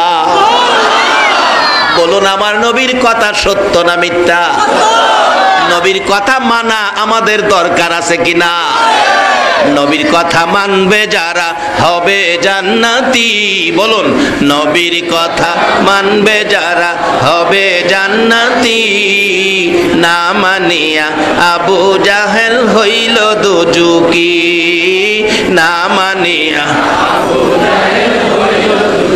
নবীর কথা মানবে যারা হবে জান্নাতি। নবীর কথা মানবে যারা হবে জান্নাতি। না মানিয়া আবু জাহেল হইল দোজকি, না মানিয়া। আমার নবী বলেছে, উম্মতেরা রে, মা বাবার চেহারার দিকে মায়ার নজরে তাকাইও। সাহাবীরা আরজ করেন, ইয়া রাসূলুল্লাহ আমি যদি বারে বারে তাকাই এত নেকি কি আমি পাবো? রাসূল বলেন, একদিনের মধ্যে যদি 100 বার তোমার মা বাবার চেহারার দিকে তাকাও, 100টা কবুল হজের নেকি তুমি পায়া যাইবা। এই শিক্ষা ছিল নবী রাসূলের শিক্ষা। ইসমাইল আলাইহিস সালাম ডাকে, ও বিবি দরজাটা খুল, আমার বাবা কই আমি দেখি। দরজাটা খুলে দিলে ঘরের ভিতরে যাইয়া ইসমাইল এতিমের মতো কান্দে, কই গো আমার বাবা কই? বিবি ডাকতেছে, স্বামী গো কাইদো না, ঘরের ভিতরে আইসা দেখো বাবারে রাখতে পারি নাই, বড় শাশুড়ি থাকার অনুমতি দেয় না, বিদায় চলে গেছে। বাবার পায়ের দাগ আমি পাথরের মধ্যে রাইখা দিছি। রে বিবি, আমার বাবারে আদর করছস, নাস্তা পানি খাওয়াইছস, বাবা কি কিছু বলে গেছে যাওয়ার সময়? হ্যাঁ বলে গেছে, এবারের চৌকাট ভালো, জীবনে যেন না বদলাও। ইসমাইল মুস্কি হাসি দিয়ে বলছে, বিবি গো চৌকাটের কথা বলে নাই, বাবা তোর ব্যবহার ভালো বলে গেছে। যা আমার বাবার দোয়া পাইছস, আমার বাবার দোয়া পাইছস, আর আমার ভালোবাসা তোর জন্য খুলে দিলাম। এই ঘরে আর কোনো ঝামেলা আছে? ওখানে সেই ইসলাম নাই ঘরে, ঘরে ঘরে ঝামেলা ঢুকছে। কি বলেন, ঢুকে কিনা? একটাই কারণ, মা বাবা শ্বশুর শাশুড়ির দোয়া নিতে পারে না। অহংকার দিনের মহিলারা, মা গো শ্বশুর শাশুড়ির দোয়া নাও, স্বামীর ভালোবাসা নাও, এই ঘরে জান্নাতের বাগান হয়ে যাবে। যার বাস্তব আইসা গেছি সামনে, অল্প সময় বেশি কথা বলতেছি। এইবার নবীর শিক্ষা, চাচার অনুমতি, কথাটা খেয়াল আছে? চাচা আপনি অনুমতি দিলে আমি চাকরিটা করতাম, খেয়াল আছে না কথাটা? আরে খেয়াল রাখলে তো আমার নবীর কথাই খেয়াল রাখতেই, অন্য নবীর কথা খেয়াল না রাখলেও আমাদের কোনো অসুবিধা হবে না, কিন্তু আমাদের নবীর কথা আমাদের খেয়ালে রাখতে, তাইলেই আমরা ইমানদার। নবীজি ডাকে, চাচা অনুমতি দেন। চাচা কই বাবা পারবা তুমি মরুভূমির কষ্ট? জি আমি পারবো, যাও অনুমতি দিলাম। এবার চাচার অনুমতি, আমার নবী খাদিজার বাড়িতে রাখাল, খাদিজার বাড়িতে সকালবেলা ঘুম থেকে উঠে ডাকতেছে, খাদিজা আপনার বেড়া বকরি দুম্বা উট কয়টা আছে আমারে গইন্না বুঝাইয়া দেন, আমি চাকরি শেষে আপনারে গইন্না বুঝাইয়া দেন। খাদিজা কয় এই কারবার তো আর জীবনে দেই নাই রে, বাঘবাল্লুকে পাহাড়ে ভর্তি, বাঘবাল্লুকে খেয়ে ফেলে আমার তো অনেক হাজার হাজার বেড়া বকরি, তুমি কয়টা নিবা কয়টা বুঝাইবা? আমার নবী কয় খাদিজা চিন্তা করেন না, দায়িত্ব আমার, হিসাব কিতাব আমি বুঝাইয়া দেব। আচ্ছা অন্য রাখালেরা তো কোনোদিন ঠিক মতো বুঝাইতে পারে নাই, কিছু বাগে খায় কিছু হারায়া যায়, কারণ ছাগল তো বুঝে নয়, এটা তোর কথা শুনে না, এদিক সেদিক দৌড়ে বাগে টাগে খায়। খাদিজা কই রাখাল কি কই রে, গইন্না নিব গইন্না বুঝাইবো, এই রাখাল তো আর জীবনে পাইছি না। আল্লাহ কয় এই রাখাল তুই পাইবি কই, এই রাখাল আমি এই সৃষ্টি ওই করছি না। খাদিজা কয় তাহলে আপনি গনেন। আমরা নবী রাখাল খাদিজার ঘরে বকরি ঘরে ঢুকছে, গনতে কয়টা আছে বকরি। বকরি চিনেন? বকরি কি কি? ছাগল, ছাগল। গনতে গনতে গনতে গনতে গইনা দেহে ছাগল আছে 1200। ছাগল কয়শো? আপনি 4টে ছাগল লইয়া কালকা বাইরে আইন, আপনারা পাগল বানাই লইব। ঘাস খাওয়াইতে নিবেন, দেখবেন একটা বাইরিয়া একটা দৌড় দিয়ে আপনারা 3টা ফেস মারছে, 2টা 2 দিকে টানতাছে, পিছনেরটা মাটির নিচে 4 আঙ্গুল পাও 2টা গাইরা খার রইছে, হ্যাঁ খারিয়া মাথা মুচকায়, আমার গলা ছিঁড়া গেলে গাও আমি সামনে যাইতাম না। আচ্ছা এমন একটা বিরক্ত ছাগলে করে কিনা কন? এই ছাগল পাইছে নবী খাদিজার বাড়িতে, গইন্না কয়শো? আচ্ছা নবী রাসূলের পরশে ছাগল গিয়া ছাগলের দাম বাড়ছে না কমছে? আচ্ছা কোন তো মহিষ কন, গরু কন, দেশি মুরগ কন, ফার্মের মুরগ কন, ছাগল কন, গোশতের দাম সবচেয়ে বেশি কোনটা? খাসি ছাগলের গোশত। 1200 খাদিজা 1200 পাইছি 1200। খাদিজা কই জানি লেখাপড়া জানে না, আবার দিলে হেও সুবহানাল্লাহ কইতেন না? এই নবীর পক্ষে আছে কে? কয় না কয় না, কে আছে? আমরা যদি হে নবীর পক্ষে যাই, আল্লাহ কি আমরার পক্ষে আসবে না? কিভাবে আসবে? আইতেছি সামনে। ছাগল 1200, দুম্বা গনছে কিছু কম, বেড়া গনছে সামান্য বেশ কম, উট আরো কম। হিসাব লেখা 4 জাতের পশু খাদিজারে হিসাব বুঝাইয়া ঘরের ভিতরে ঢুকিয়া সব গলার থেকে রশি ছাইরা দিতেছে। খাদিজা করা খাল এ কি করতেছেন? বাচ্চাগুলি ছাড়েন, মা জাতি হাতে রাখেন, না হয় এলোমেলো হয়ে যাইব। রাসূল কয় খাদিজা এটা তোমার দায়িত্ব না, আমার দায়িত্ব, তুমি খালি দেখো। খাদিজা কয় কাম কাজ ছাইরা দিলাম, দেখেই লই। আমরা নবীর খেলা। খাদিজা কয় কাম কাজ আমি ওদিন থেকে ছেড়ে দিছি, দেখি বেড়া বকরি দুম্বা গলার থেকে সব ছাইরা দিছে। ছাইরা দিলে কি হইব? কোনো এলোমেলো করে না, ঘর থেকে বাহির হইয়া দৌড়দা বাহিরে গিয়া সব এক নজরে আমার নবীর দিকে তাকায়া থাকে। 4 জাতের পশু জানোয়ার, 4 পায়া জানোয়ার যদি 4 জাতের জানোয়ার এক হয়ে যদি আমার নবীর দিকে তাকায়া নবীরে চিনতে পারে, আমরা উম্মত হইয়া নবী চিনা দরকার আছে কিনা? নাকি নবী লইয়া দলাদলি করবেন? দলাদলিটা ভালো হবে না। এই নবী চিনেন, নবীর পক্ষে আসেন। নবীর জীবনী খাদিজার জীবনীর থেকে দেখুন, 4 জাতের 4 পায়া জানোয়ার, দলাদলি নাই, হিংসা বিদ্বেষ নাই, এক নজরে নবীর দিকে তাকায় রইছে। পশু হইয়া যদি নবী চিনতে পারে, আমরা উম্মত হইয়া কি নবী চিনা দরকার আছে না? এই নবী না চিনা পর্যন্ত আল্লাহ পাওয়ার কোন রাস্তা নাই। আমি কি কথাগুলো বুঝাইতে পারতেছি? এইবার নবীজি আগে আগে যায়, বেড়া বকরি দুম্বা বিছে সব লাইন ধরছে। আমরা নবীর লাইনের নবী না বে লাইনের নবী? আমরা নবীর উম্মত হইলে কি চলাফেরা লাইনে আইতে হইব না বে লাইনে চলতে হইব? বাবারে আমি কি কথাটি বুঝাইতে পারতেছি? যদি এই নবীর উম্মতের পরিচয়ে ফুলসিরাত পার হইতে চান, তাহলে লাইনে আইন, লাইন ছাইরা আর যায় না। বলে হুজুর লাইন কই পামু? ওহনো নবীর পছন্দের লাইন আছে। মহল্লায় মহল্লায় মসজিদ আছে না? মসজিদের মধ্যে লাইন আছে। কিসের লাইন? কয় না কিসের লাইন? এটা নবীর পছন্দের লাইন। এই লাইনে যে দাঁড়াইবেন তারে না লইয়া নবী ফুল সিরাত পারিত না। এটা নবীর পছন্দের লাইন। যাই হোক, সংক্ষেপে কয়ে গেলাম, নবীজি আগে যায়, পিছে পিছে লাইন ধরছে। খাদিজা কয় কাম কাজ করবো না, দেখি কি করে। একটাও এলোমেলো না, সব লাইনে যায়। অথচ হেই নবীর উম্মত হইয়া আমরা কিন্তু লাইন ছেড়ে দিছি। অনেক দূর গেছে, দেখা যায় না। খাদিজার জীবনী লেখে তার একতলা বিল্ডিং ছিল, বিল্ডিং এর ছাদের উপরে উঠছে, কাম কাজ নাই, খালি রাখাল দেহে যাইতেছে। মাঝখানে গিয়ে হাতে ইশারা দিয়ে বলছে তোমরা ঘাস খাও। সবাই ঘাস খাইতেছে, নবী বৈশা রয়েছে।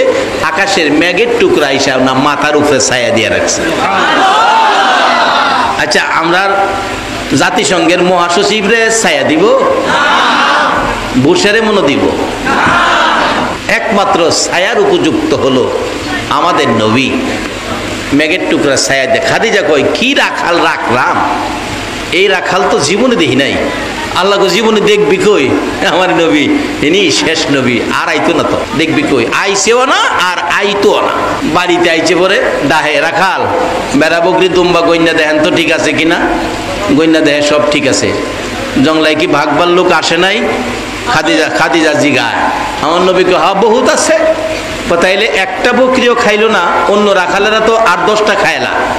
আমার নবী কয় খাদিজা, আমার আওতায় যত বেড়া বকরি আছে এর গায়ে হাত দেওয়ার সাহস জংলার বাঘ ভাল্লুকের। নবীর রাখালিয়াতের আওতায় থাকলে যদি বেড়া বকরি দুম্বারে বাগে না ধরে, আর নবীর উম্মতের আওতায় যদি থাকতারি, বলুন কোথাও কোনো ভয় আছে? যার বাস্তব নবীর একজন সাহাবী নদী পথে যাচ্ছিল, ঘূর্ণিঝড়ে নৌকা ভাঙ্গা টুকরা টুকরা বাসতেছে, সাঁতার কাইটা কিনারে উঠছে, সব মারা গেছে। কিনারে উঠে কইতাছে আল্লাহ সব মূল্য ঘূর্ণিঝড়ে, আমি তো বাঁচলাম। যেখানে খারইয়া কইতাছে বাঁচলাম, তার জীবনী লেখে এটা আফ্রিকার জংলা, যেখানে শুধু মানুষ খাওয়ার প্রাণী, গাছের ফাতায়ও নাকি মানুষ ওই খায়। অর্থাৎ যা আছে খালি মানুষ খায়, বাঁচাইবার কেউ নাই। এখন খারইয়া কো আল্লাহ আমি বাঁচলাম, সব মরে গেল। পিছনে বাঘের গন্ধ লাগতেছে। বাঘ একটা মানুষের গন্ধে ঘুম থেকে উঠতে দেখে নদীর পার খারে রয়েছে। আল্লাহ, একটা মানুষ চোখে দিতে পায় না, নদীর পার খারে রয়েছে। বাঘে কয় খুব ভালোছে, খায়া পানি খায়া আয়া হইয়া তা হলো। বাঘ যাইতাছে নবীর সাহাবিরে খাইতো। বাঘ পিছে চাইয়া দেখে সাহাবি, নবীর সাহাবি চাইয়া দেখে বাঘ তো আই পড়ছে কাছাকাছি। অবশেষে কয় আল্লাহ মরছিলাম সবাই সাথেই মরতাম, এখন তো বাঘের পেটে যাবো। অবশেষে কয় একটা পরিচয় তো আমার আছে, আমি আখিরি নবীর উম্মত, পরিচয়টা দিয়া দেখি। ও ভাগ, আমার দিকে আইতেছস, আমারে খাবি, আমারে খাইস না, আমার পরিচয় জানোস, আমি আখিরি নবীর উম্মত। ভাগ তো কিছুক্ষণ দাঁড়ায়া আবার আইতেছে, আবার ডাকছে বাঘ আমার দিকে আইতেছস, খাইবি না, পরিচয়টা বুঝতে পারলি না, আমি আখিরি নবীর গোলাম, নবীর গোলামি করি, নবীর গোলামের গায়ে হাত দিস না। বাঘ দাঁড়ায়া আবার আসতেছে। অবশেষে তার জীবনী লেখে কাছাকাছি এসে গেলে বাঘ কাঁপতে কাঁপতে জমিনে বসে গেছে। এখন বুঝি বাঘ আমাকে খেয়ে ফেলবে আর রেহাই দিবে না। নবীর সাহাবীর ভয় ভীতি দেখে বাঘ কাছে এসে আকাশের দিকে বারবার তাকায়, মাহবুব আমার জবান খুলে দাও, আমি নবীর গোলামের সাথে কথা বলবো।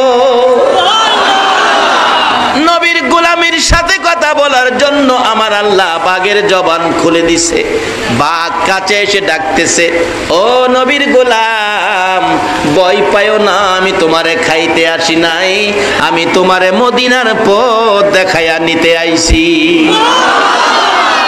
নবীজির গোলামের, নবীজির গোলামের কোনো চিন্তা নাই, চলো নবীজির জান্নাতে মদিনাতে যাই। আরে নবীর গোলাম ভয় পেও না, আমি তোমারে খাইতে আসি নাই, আমি তোমারে মদিনার পথ দেখাইয়া নিতে আইছি। লেজের মধ্যে দরাইয়া জংলা পার করে দেয়। যে নবীর পরিচয়ে বাঘে নবীর সাহাবীকে হাত দেয় না। আমার নবী ডাকতেছে খাদিজা রে, আমার পরিচয়ের উপর বাঘ ভাল্লুক খাদিজার বকরিতে হাত দেয় না। পরের দিনও গেছে, আছে, একই অবস্থা। খাদিজা খালি দেখে নবী পাহাড়ের কিনারে একটু ঘুমিয়ে গেছে, গরম তো যদিও ছায়া দিয়া রাখছে, তারপরও মরুভূমির গরম। অবশেষে দেখে উপর থেকে একটা অজগর সাপ নাইমাইতাছে। খাদিজা কয় অবস্থা খারাপ, আমার রাখালটারে খেয়ে ফেলবে, আমার 10টা বকরি যদি খেয়ে ফেলতো আমার দুঃখ ছিল না, রাখালটারে তো খেয়ে ফেলবে। দেখে অজগর সাপ নবীর কাছে আইসা বৈশা ফনা ধরে মাথাটারে তাল পাতার পাখার মতো গুল করে খাইব তো দূরের কথা, আমার নবীরে আরো ঘুমের মধ্যে বাতাস করতেছে।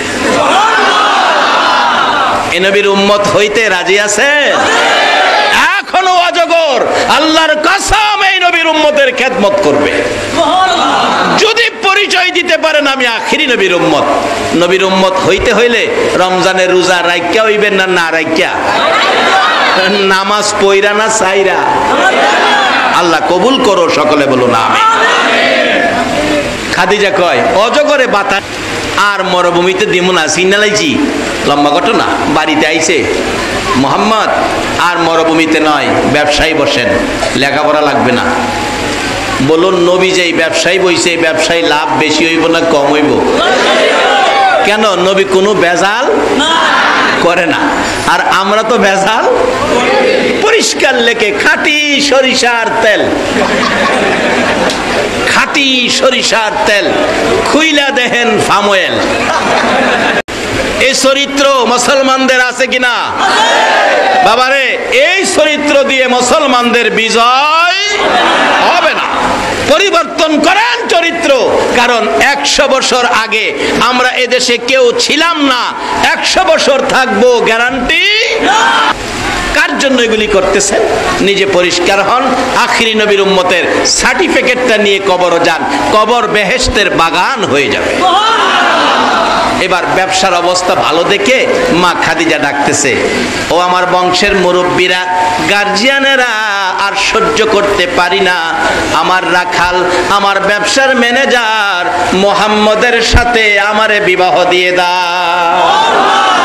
মা খাদিজা আগে আমার নবীরে সিনা ফালাইছে, নবীর মাধ্যমে আমার আল্লাহর সাথে সম্পর্ক কিভাবে হয়েছে এটাই হবে আমার শেষ কথা। মা খাদিজা বলেন আমাকে মুহাম্মদের সাথে বিবাহ দিয়ে দাও।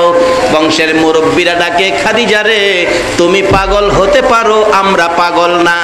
তা একটা ব্যবসার ম্যানেজার রাখাল ছিল, কিছুই তো নাই, মা নাই, বাবা নাই, বাড়িঘর নাই, গরিব, তার কাছে তোমাকে বিবাহ দিতে পারি না।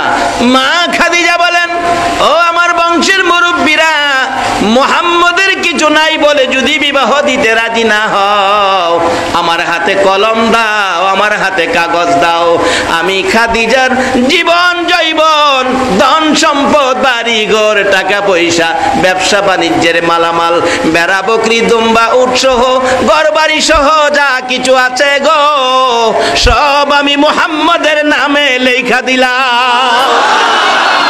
সব কিছুর বিনিময় নবীর ভালোবাসার মালা গলায় পড়লাম। খাদিজা আমার নবীর পক্ষে চলে গেলেন, সব কিছু দিয়ে দিলেন। লম্বা ঘটনা, আমার আল্লাহ কয়, খাদিজা রে, আমার বন্ধুর পক্ষে গেলি, আমি আল্লাহরে তোর পক্ষে পেয়া গেলি। এ নবীর পক্ষটাই হলো আল্লাহ পাওয়ার পক্ষ, যার বাস্তব এই তো। মা খাদিজা বলেন, হুজুর আমি সব আপনাকে দিয়ে দিলাম। এবার নবীর পক্ষে গেল, বিবাহ বন্ধনে আবদ্ধ হয়ে কালিমা পড়ে মুসলমান হয়ে গেল। লম্বা ঘটনা, সংক্ষেপ করছি। মা খাদিজা যেদিন দুনিয়ার থেকে বিদায় হবে, মা খাদিজা কাঁদতেছেন। আমার নবী পাশে বসে প্রশ্ন করে, খাদিজা রে, আমার সব ভালোবাসাই দিয়েছো, এখন কেন কান্দো? বলো তুমি কি চাও? হুজুর আমি খাদিজা সব আল্লাহকে পাওয়ার জন্য আপনার ভালোবাসায় দান করে দিয়েছিলাম। নবী গো, আমি আজকে 3টা জিনিস চাবো, দিবেন কিনা বলেন? কি 3টা জিনিস? একটা হলো, আমি খাদিজা আজকে যদি মৃত্যু হয়ে যায়, আমার বাজারের কিনা কাফন আমার গায়ে লাগায়েন না, আপনার একটা পাঞ্জাবি মুবারক দিয়ে আমারে কাফন পরাবেন। যাও খাদিজা। 2 নাম্বার দাবি হলো, যেই কবরের ভিতরে আমাকে শোয়াবেন মক্কা নগরে, ওই কবরের ভিতরে আপনি নবী একটুখানি শুয়ে আসবেন। বলুন, যেখানে নবী আছে সেখানে আযাব গজব আসতে পারবে কিনা? নবী যেখানে, আল্লাহর রহমত 100%।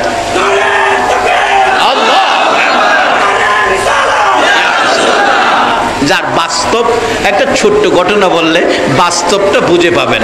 আপনার ভারতের একটা ঘটনা, ভারত আমাদের পার্শ্ববর্তী রাষ্ট্রই তো ভারত। ভারতের একজন ব্যক্তি ছিলেন ঠাকুর, যার নাকি 16 কোটি হিন্দু যারে দেবতার মতো পূজা করত, যার নাম ডক্টর শিব শক্তি। ডক্টর শিব শক্তি একদিন ঘরে আমার নবী হাজির হয়ে গেছে।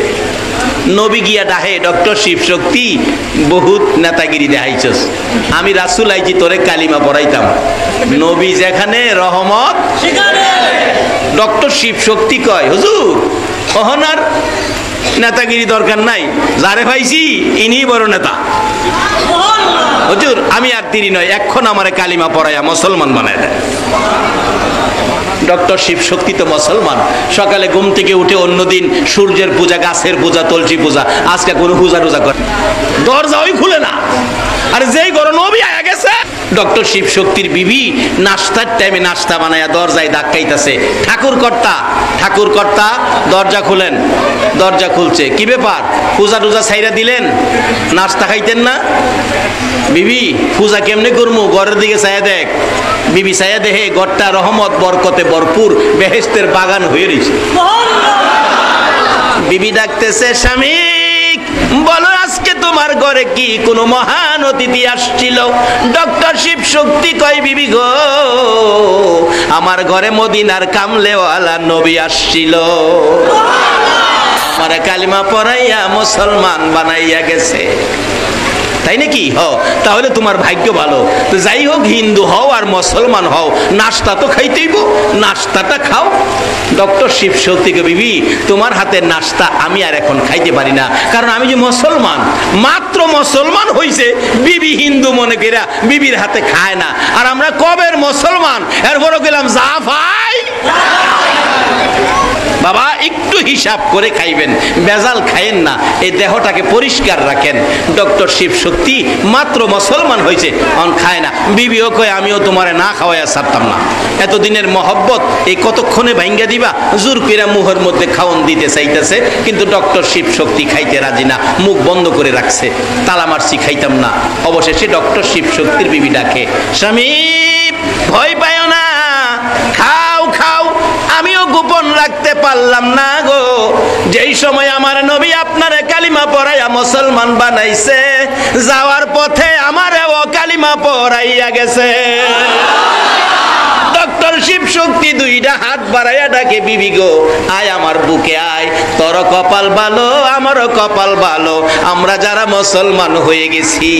ডক্টর শিব শক্তি বিবিকে নিয়ে আনন্দ করেন মুসলমান হওয়ার কারণে। বলুন আমরা যারা আখিরি নবীর উম্মত, আপনাদের মনে আনন্দ আছে কিনা? এই নবীর উম্মত হওয়ার পরে এর চেয়ে বড় কিছু পাওয়া, এর চেয়ে বড় কপালওয়ালা হওয়া পৃথিবীতে আর কোনো সুযোগ নাই।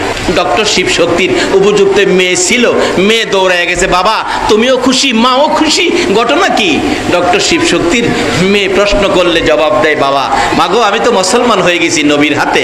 মা কয়, আমিও মুসলমান হয়ে গেছি নবীর হাতে। মেয়ে মা বাবার গলায় ধরে কয়, মা আমার খবর জানো, তোমরা রে কালিমা পড়াইয়া নবীজি যাওয়ার সময় আমারেও কালিমা পড়াইছে। এই আলোচনা নারায়ণগঞ্জের গলাচিপাই যখন পেশ করলাম, আলোচনা শেষে একটা হিন্দু যুবক দৌড়ায় স্টেজে এসে কালিমা পড়ে মুসলমান হয়ে গেছে। আসুন বলুন, আমার নবী যেখানে আল্লাহর রহমত, এটার বাস্তব হলো ডক্টর শিব শক্তির জীবনী। মা খাদিজা বলছে, ইয়া রাসূলুল্লাহ আমার কবরে আপনি একটু শুয়ে আসবেন। যাও খাদিজা শুয়ে আসবো। 3 নাম্বার প্রশ্ন, আমারে কবর শুয়াইয়া মুনকির নকিরের সওয়ালের জবাব আপনি নবী আমার পক্ষ থেকে দিবেন। যাও খাদিজা। কথা মতো তাই করে কবরের পাশে বসে আছেন নবীজি। মক্কার ঘটনা বলছি, কিন্তু মুনকির নকির তো খাদিজার কবরে আসে না। আল্লাহ পাক জিবরাইলকে পাঠাইলেন, জিবরাইল আমার বন্ধুর কানে খবর দাও। বন্ধু কেন বসে রয়েছে? খাদিজার প্রশ্নের জবাব দেওয়ার জন্য। যেদিন খাদিজা জীবন জৈবন ধন সম্পদ সবকিছু নবীর ভালোবাসায় দিয়ে আমার নবীর পক্ষ গিয়েছিল, আমি আল্লাহ সেদিন খাদিজার পক্ষে গিয়েছি। নবীর পক্ষে খাদিজা গিয়েছে, আমি আল্লাহ খাদিজার পক্ষ নিয়েছি। আজকে মুনকির নকিরের সওয়ালের জবাব রাসূলের দিতে হবে না, আমি আল্লাহ নিজে আদায় করে দিয়েছি।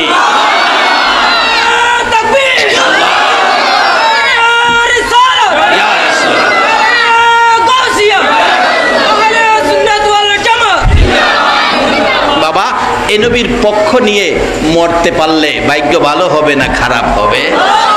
কোরআন শরীফে আল্লাহ বলছে ওয়ালা তাকুলু লিমান ইউকতালু ফি সাবিলিল্লাহি আমওয়াত। আল্লাহ বলছেন আমার রাস্তায় যারা মৃত্যুবরণ করেছে তাদেরকে তোমরা মৃত কইও না, তারা জীবিত, তোমরা সেটা অনুভব করতে পারো না। আরেক জায়গায় বলছে বাল আহিয়াউন ইনদা রাব্বিহিম ইরজাকুন, তোমরা যেমন দুনিয়া থেকে খাইতেছো আমি আল্লাহর রাস্তায় মৃত্যুবরণকারীরে কবরের মধ্যে খাওয়াইতাছি। সে আল্লাহর রাস্তা পাওয়ার জন্য একজনই ব্যক্তি, এই আল্লাহকে চিনার টাওয়ার হলো নবী মুহাম্মাদুর রাসূলুল্লাহ।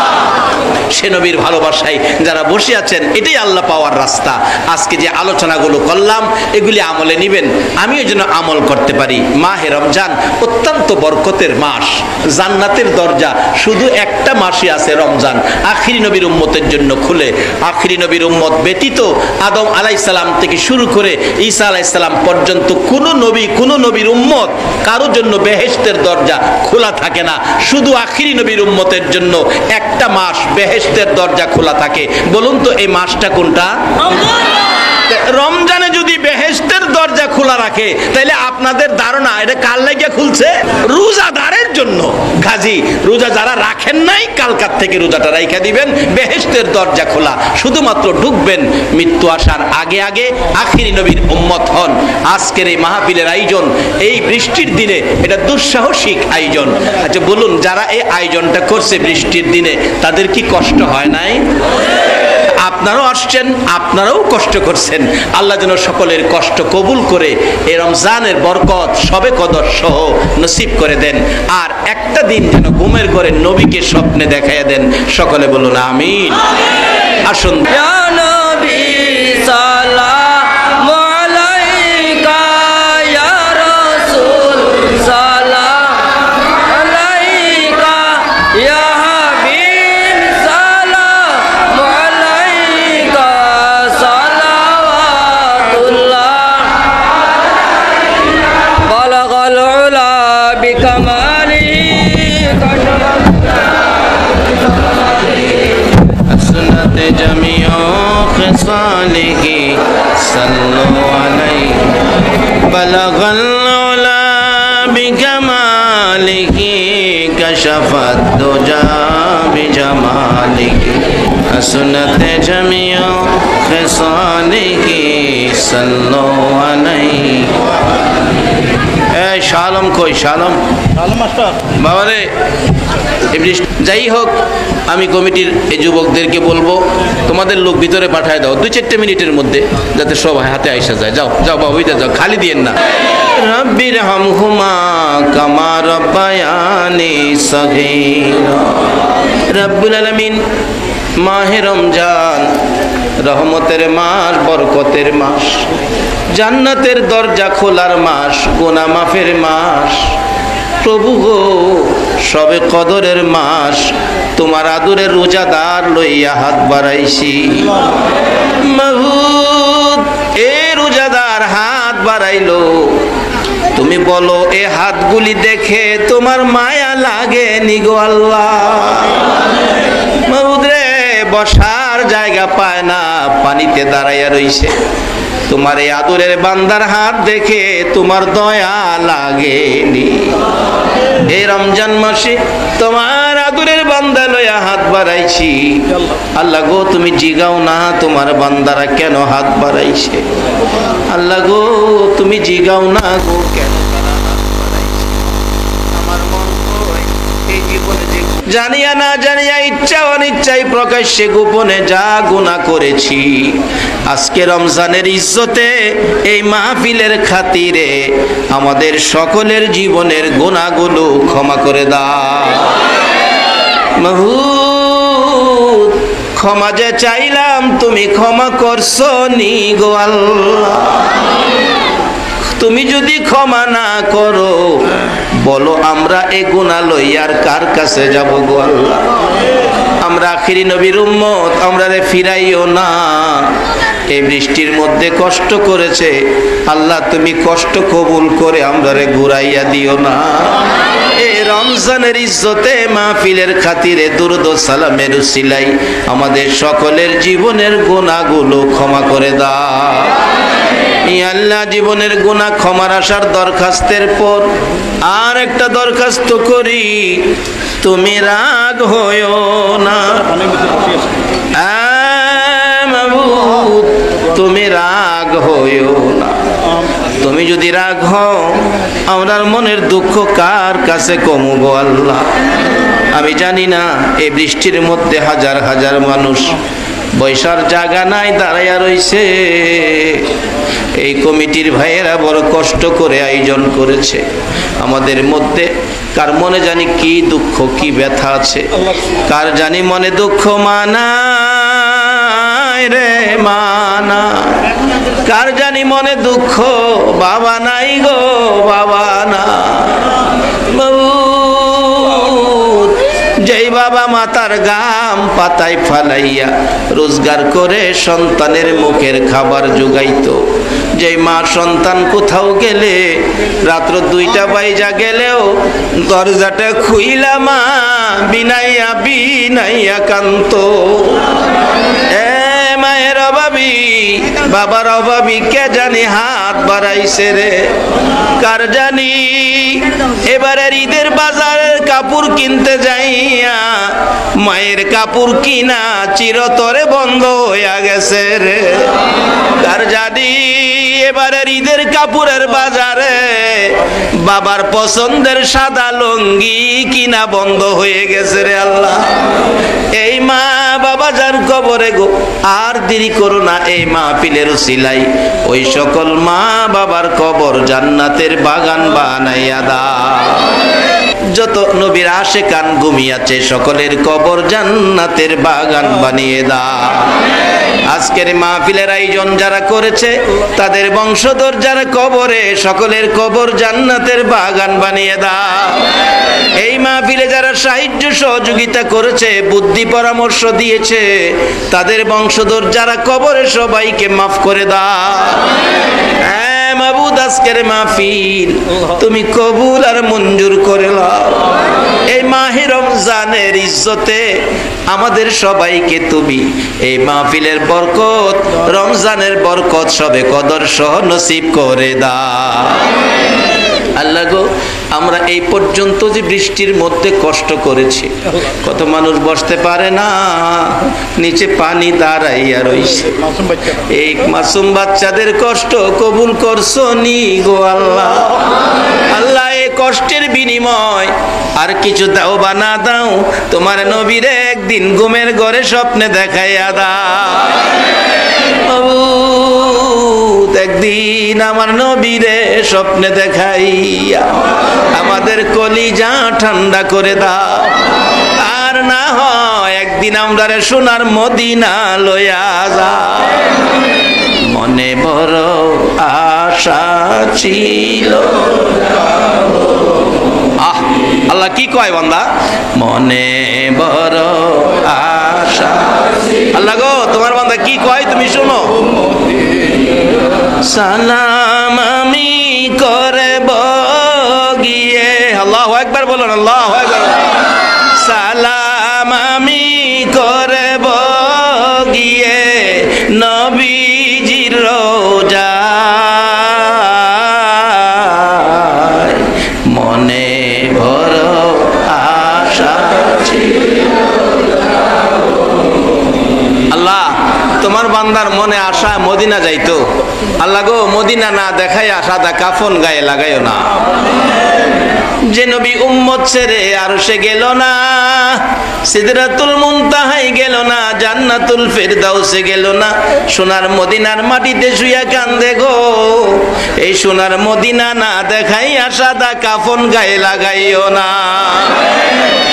আল্লাহ, আজকের মাহফিলে যারা এ পর্যন্ত কষ্ট করেছে, আমাদের মধ্যে যারা বিমার শেফা করে দাও।